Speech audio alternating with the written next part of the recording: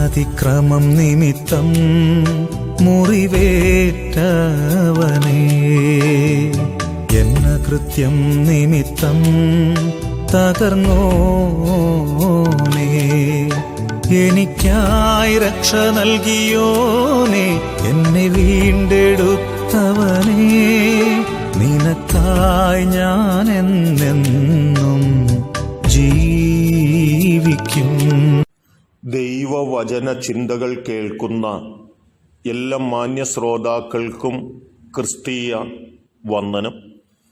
ഇയ്യോബിന്റെ പുസ്തകം 22-ാം അധ്യായം 2-ാം വാക്യം ഇങ്ങനെ പറയുന്നു: മനുഷ്യൻ ദൈവത്തിന് ഉപകാരമായി വരുമോ എന്ന ചോദ്യമാണ്.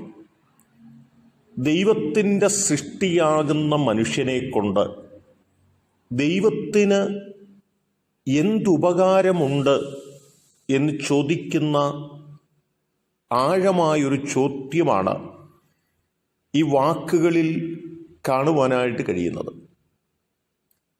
ദൈവത്തിൻ്റെ സൃഷ്ടിയാകുന്ന മനുഷ്യൻ ദൈവത്തിൻ്റെ ആഗ്രഹങ്ങൾക്കും ഉദ്ദേശ്യങ്ങൾക്കും അനുസരിച്ച് ജീവിക്കുന്നു എങ്കിൽ ആ മനുഷ്യനെ കൊണ്ട് ദൈവത്തിന് പ്രയോജനമുണ്ട് എന്ന് തന്നെയാണ് നമുക്ക് കാണുവാനായിട്ട് കഴിയുന്നത്.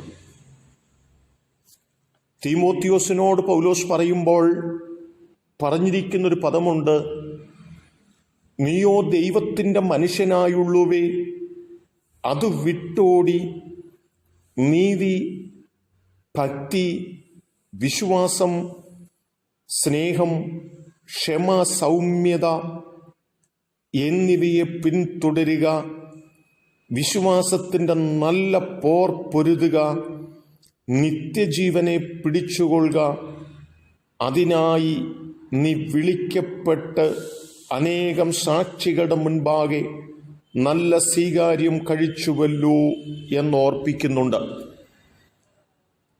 തീമോത്തിയോസ് വിശ്വാസത്തിനു വേണ്ടി നിൽക്കുന്നവനാണ്.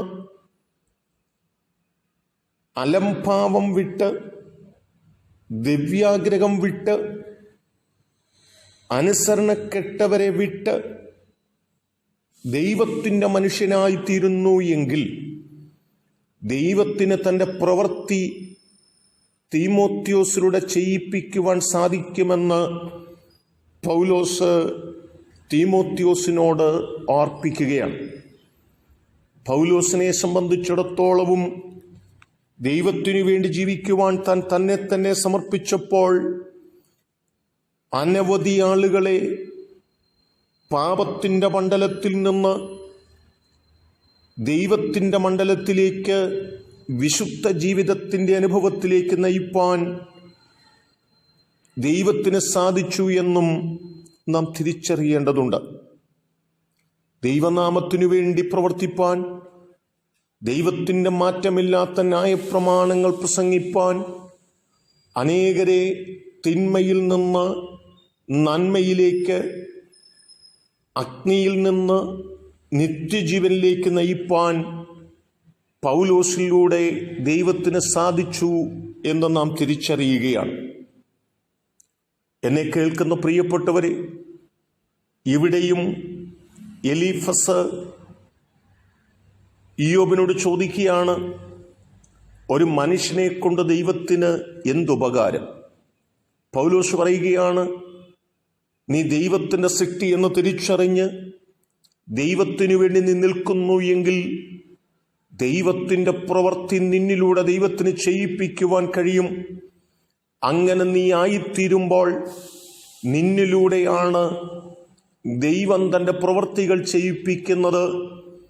അനേകരെ പാപത്തിൽ നിന്ന് നിത്യജീവനിലേക്ക് നയിക്കുവാൻ, നിന്നെ പ്രയോജനമുള്ളവനാക്കി തീർക്കുവാൻ ദൈവത്തിന് സാധിക്കും എന്ന് തിരിച്ചറിയുകയും ചെയ്യുമ്പോഴാണ് സൃഷ്ടിതാവായ ദൈവത്തോട് ചേർന്ന് നിൽക്കുന്ന മനുഷ്യനെയും കൊണ്ടുള്ള ദൈവത്തിൻ്റെ ഉപകാരങ്ങളെക്കുറിച്ച് കാണുവാൻ കഴിയുന്നത്.